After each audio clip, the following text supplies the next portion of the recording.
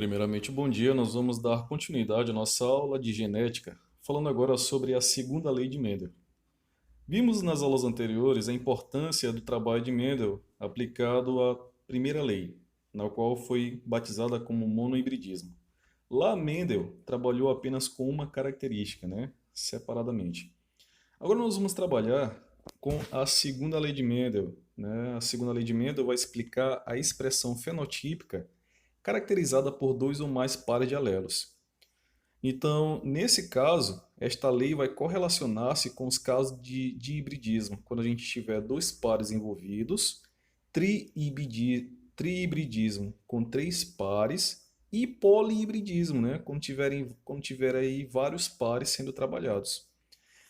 Então, só relembrando que na primeira lei a gente viu que as características, pessoal, eram definidas por um par de genes, que eram formados por um gene do lado do pai e outro da mãe, né?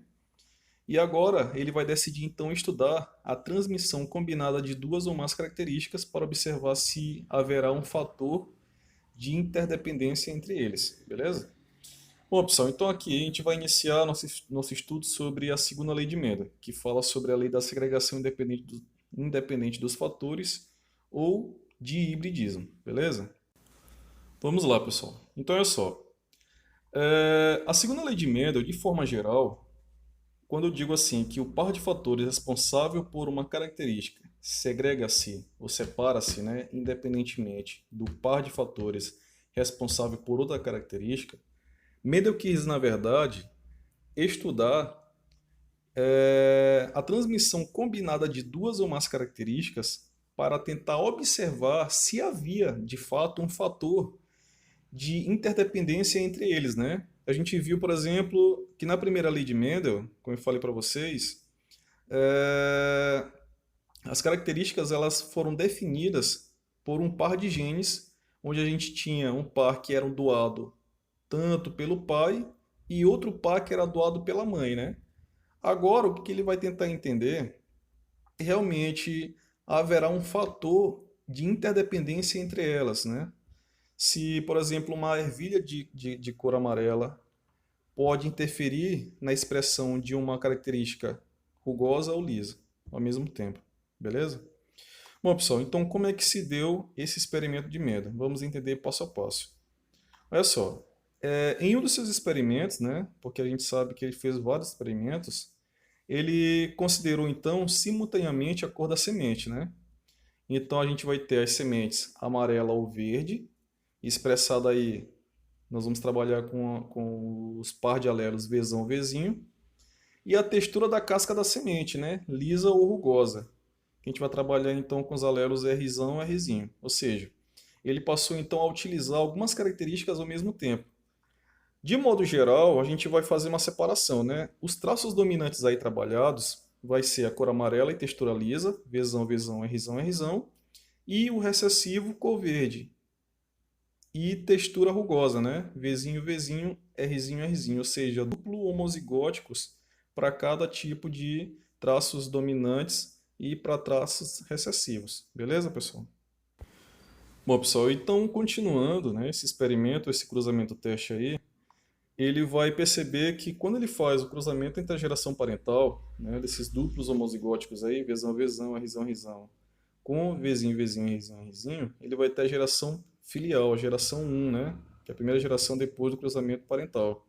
100% de ervilhas acrescente bem aí, pessoal, ervilhas amarelas, viu que faltou no slide? Ervilhas amarelas. 100% de ervilhas amarelas. E em seguida, quando ele promove a autofecundação, ele vai observar que vai haver, na verdade, o surgimento, né, de quatro tipos de sementes. Ele vai ter, então, ervilhas amarelas e lisas, ervilhas amarelas e rugosas, ervilhas verdes e lisas e ervilhas verdes e rugosas. Nós vamos entender passo a passo. Nessa proporção, né, de 9 para 3, para 3, para 1. Beleza, pessoal, então olha só. Dessa forma aí, geral, né, esquematizando, então a gente tem aí o cruzamento geral. A gente vai ter a geração parental, onde ele utilizou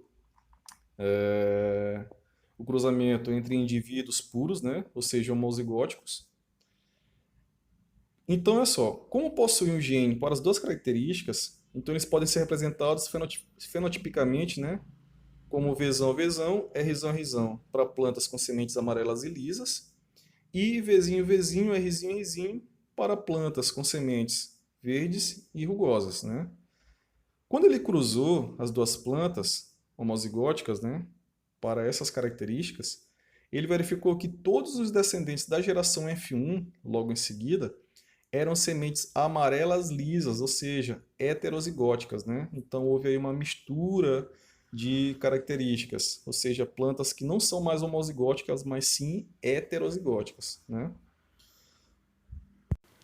E lógico, pessoal, que nessa autofecundação da geração F1, ele vai obter aí na geração F2 quatro tipos de sementes, né? Nós vamos estudar agora aqui mais à frente. Olha só, pessoal. O que foi que ele obteve? Quando ele faz o cruzamento dessa fecundação, dessa autofecundação aí, né? Na autofecundação,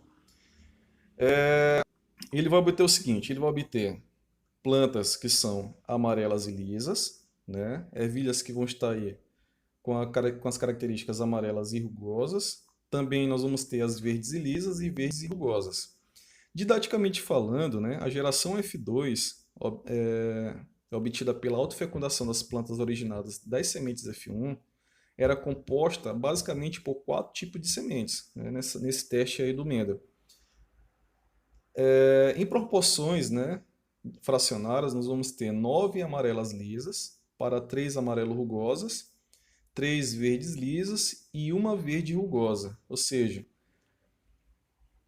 nós vamos ter desse total aí de 16 possibilidades, 9 sobre 16 amarelo lisas, 3 sobre 16 amarelo rugosas, 3 sobre 16 verdes lisas e 1 sobre 16 verde rugosa. A gente vai entender aí isso ao passo a passo, beleza? Não se preocupe, pessoal. Olha o que a gente vai entender. Marinho, como é que a gente faz para poder saber quando uma planta ela é amarela lisa, quando uma planta da ervilha ela vai ser amarela rugosa, quando ela vai ser verde lisa e quando ela vai ser verde rugosa? Primeiro, a gente tem que saber o seguinte, pessoal.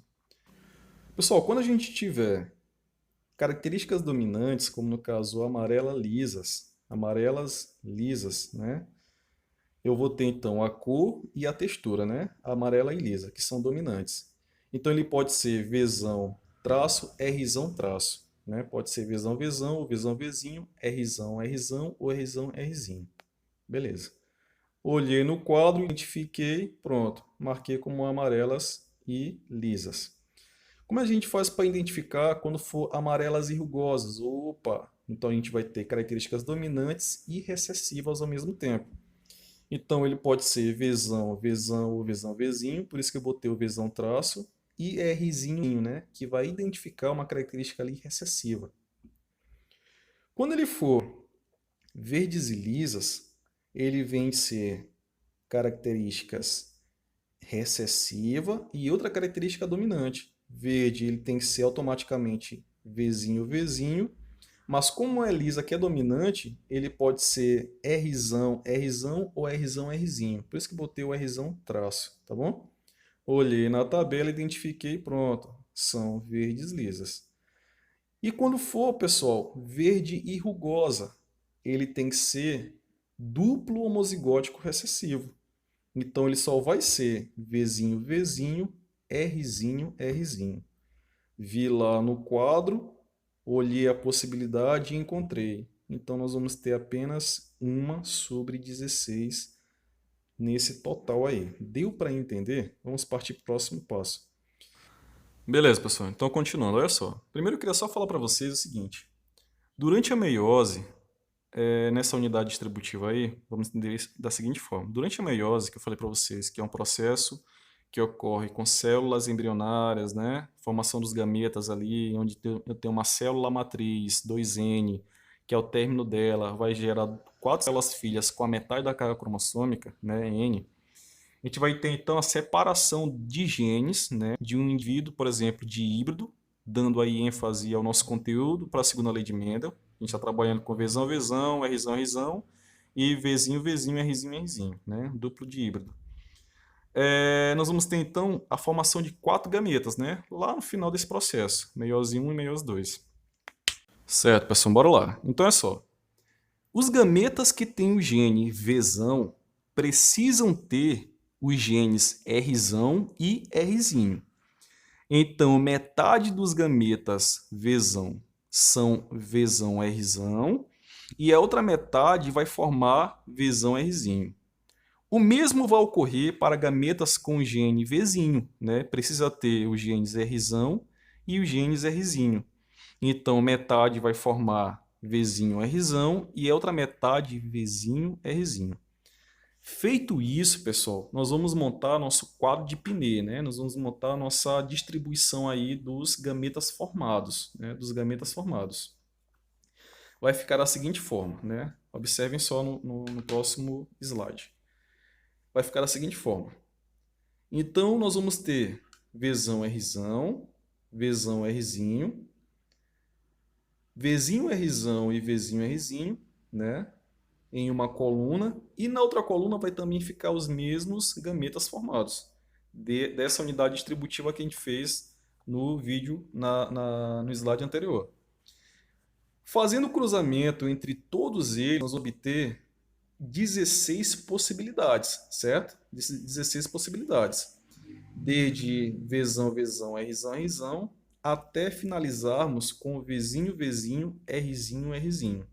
Então isso aí é só para vocês terem uma noção, né, de como é que ficou o preenchimento aí total dessas possibilidades que foram geradas. Na primeira lei de Mendel nós temos 4, né?